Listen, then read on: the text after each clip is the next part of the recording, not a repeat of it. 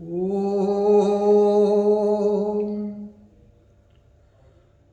आज हम 14वें अध्याय में प्रवेश करने जा रहे हैं। अध्याय 13 के अध्ययन में हमने देखा था कि वो क्षेत्र और क्षेत्रज्ञ विभाग का था। जो क्षेत्र और क्षेत्रज्ञ को जानता है वो भगवान ने कहा है कि वो जो है मुझको जान जाता है, मुझको प्राप्त हो जाता है। क्षेत्र जैसे हमने बताया था कि ये शरीर जिस चीज़ को भी हम पॉइंट आउट कर सकते हैं वो क्षेत्र है। क्षेत्रज्ञ वो है जो इन सबको मैनेज कर रहा है, तो क्षेत्रज्ञ है। अध्याय 14 का नाम गुणत्रय विभाग योग है। यही अध्याय 13 का ही और परिशिष्ट भाग गिन लो। ये 13 का पूरक गिन लो, पर ये एक दूसरे परिप्रेक्ष्य में है। ये गुणों के परिप्रेक्ष्य में है, वो क्षेत्र और क्षेत्रज्ञ के परिप्रेक्ष्य में था। ये जो क्षेत्र के साथ गुण कैसे, या प्रकृति के साथ गुण कैसे, जो सत्व रज और तम है, वो कैसे इफेक्ट करते हैं, कैसे बांधते हैं, इसका संज्ञान लेते हुए भगवान ने स्वयं ही इस अध्याय को आरंभ करके कहा है, परम भूया प्रवक्ष्यामि ज्ञानानाम ज्ञानमुत्तमम यज्ञात्वा मुनिया सर्वे पराम सिद्धि मतोगता। कि जो ये ज्ञान को जान जाता है वो उत्तम और परम गति को प्राप्त हो जाता है। उत्तम और परम गति देखने में एक ही है, पर इसको दो हिस्सों में अगर बांटा जाए, उत्तम का अर्थ है कि ये संसार से संबंध विच्छेद कर देता है, और परम का है कि भगवान को प्राप्त हो जाता है, भगवान के साधर्म में हो जाता है, भगवान जैसा हो जाता है। तो ये ज्ञान भगवान उसको कह रहे हैं कि मैं तेरे को भूया पुनः दोबारा दे रहा हूँ। 13वें में दिया था, जैसे हमने कहा था, क्षेत्र क्षेत्रज्ञ के परिप्रेक्ष्य में। यहाँ एक और नए रूप में भगवान ने ज्ञान को देने जा रहे हैं। तो इसको कहने के बाद भगवान ने कहा कि इदम ज्ञान उपाश्रित्य मम साधर्म्य मागता सर्गेपि नोपजायन्ते प्रलये न व्यथयन्ति च। कि जो इस ज्ञान को आश्रय लेता है, इस ज्ञान का आश्रय लेता है, वो मेरे को ही, मेरे साधर्म को ही प्राप्त हो जाता है। मेरे का मतलब भगवान का ही रूप हो जाता है, भगवान की तरह ही हो जाता है। वो सर्गेपि नोपजायन्ते, कि जब सृष्टि की रचना होती है तब घबराता नहीं है, प्रलय में उसको व्यथयन्ति न, अर्थात वो जन्म मरण के बंधन से, प्रलय से, सर्ग से दूर हो जाता है, इस बंधन से मुक्त हो जाता है। हाँ, भगवान ने ये जैसे कहा कि मम साधर्म्य मागता, कि मेरा ही रूप हो जाता है। इसमें थोड़ा अंतर जरूर हमने रखना है अपने माइंड में, कि उनका रूप भगवान का होने से वो रूप उनका रहता है कि कर्तृत्व भाव नहीं है, किसी चीज़ के साथ लगाव नहीं है। ये नहीं है कि वो भगवान का रूप होके भगवान की तरह सृष्टि भी कर लेगा, भगवान की तरह विनाश भी कर देगा, ये नहीं है। पर बाकी जिस तरीके से भगवान ने कहा था कि मैं चारों वर्णों का निर्माण करके भी तो मेरे को वो कर्म बांधते नहीं हैं, ऐसे ही उसकी स्थिति हो जाती है कि उसको कोई भी जो कर्तव्य है बांधते नहीं है, कि उसमें इतना ममता है न अहमता है। भगवान ने बताया कि मैं सृष्टि कैसे करता हूँ, जो तीसरे श्लोक में ऐसे बताया है कि मम योनिर महद ब्रह्म तस्मिन् गर्भ ददाम्यहम्, कि ये जो मूल प्रकृति है, जिसको पिछले अध्याय में मूल प्रकृति के आगे हमने भाग करे थे, ये मेरी योनि मूल प्रकृति मेरे अधीन ही है। ये एक तरह का योनि समझो, गर्भ स्थान समझो। इसमें बीज मैं ही प्रदान करता हूँ, तो मेरे बीज प्रदान करने से ही आगे सृष्टि होती है। तो मम योनिर महद ब्रह्म तस्मिन् गर्भ ददाम्यहम् संभवा सर्वभूतानाम, इसी से सारे प्राणी मात्र पैदा होते हैं। फिर आगे फिर भगवान ने कहा सर्व योनिषु कौन्तेय मूर्तिया संभवन्ति या तासाम ब्रह्म निहद्योरम अहम बीज प्रथम पिता, कि इसमें जो है सारी योनियों में, सारी योनियों के अर्थ चाहे कोई देवी देवता हैं, चाहे कोई मनुष्य है, चाहे कोई पशु पक्षी हैं, चाहे कोई अंडे से पैदा होने वाले हैं, चाहे कोई पसीने से पैदा होने वाले हैं, सब में बीज के तौर पे मैं ही हूँ और बाकी वो मेरी सारी मूल प्रकृति हैं। पर इसको अब समझाना, जैसे ज्ञान का तो स्टेप आगे तभी चलेगा कि इसको समझा कैसे जाए और अपनाया कैसे जाए।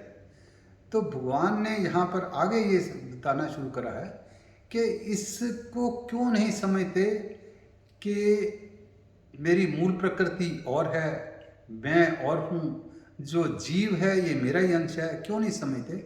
इसके उसको बांधने वाले 3 गुण आ जाते हैं, सत्व, रजस और तमस।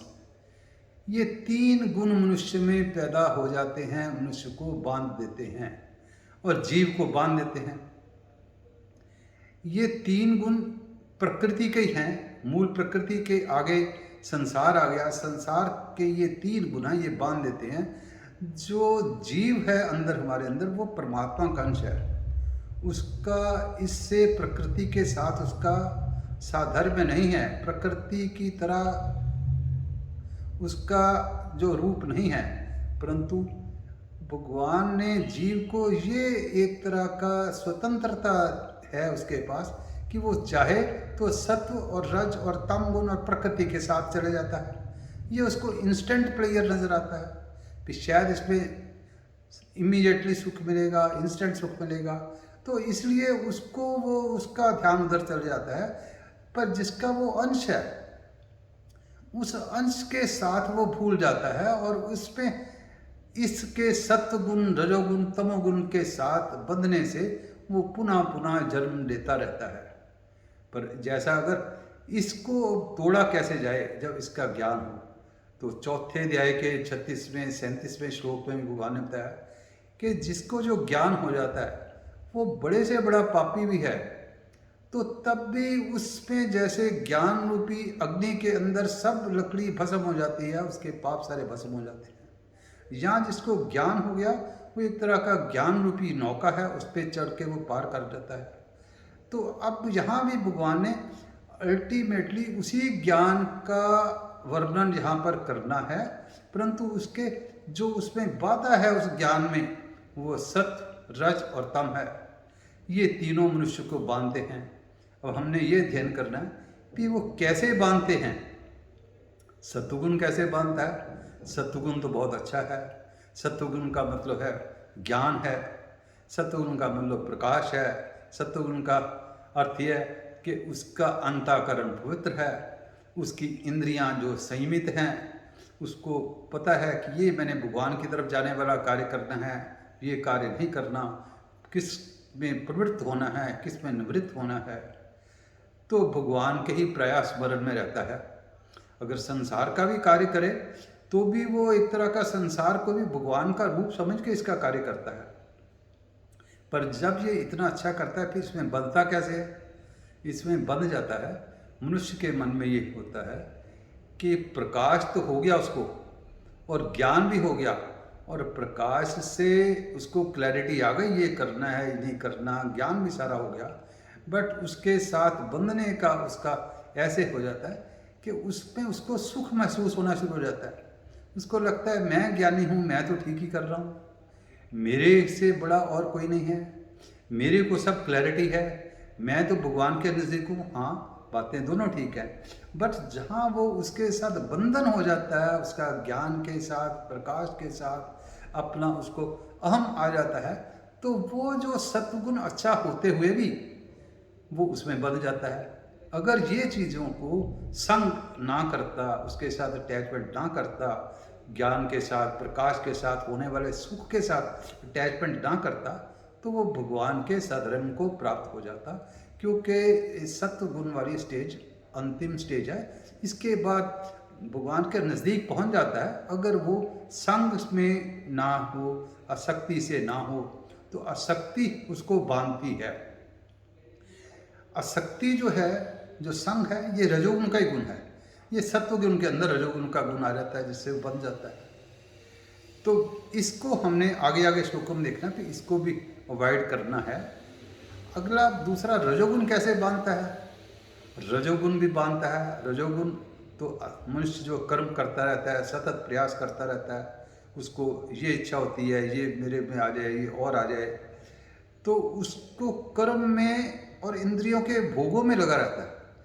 इंद्रियों के भोगों में लगने से और कर्म में लगने से वो सदा निवृत्त नहीं होता, और ही लगा रहता है। भगवान ने तो पिछले ध्यान में बताया है,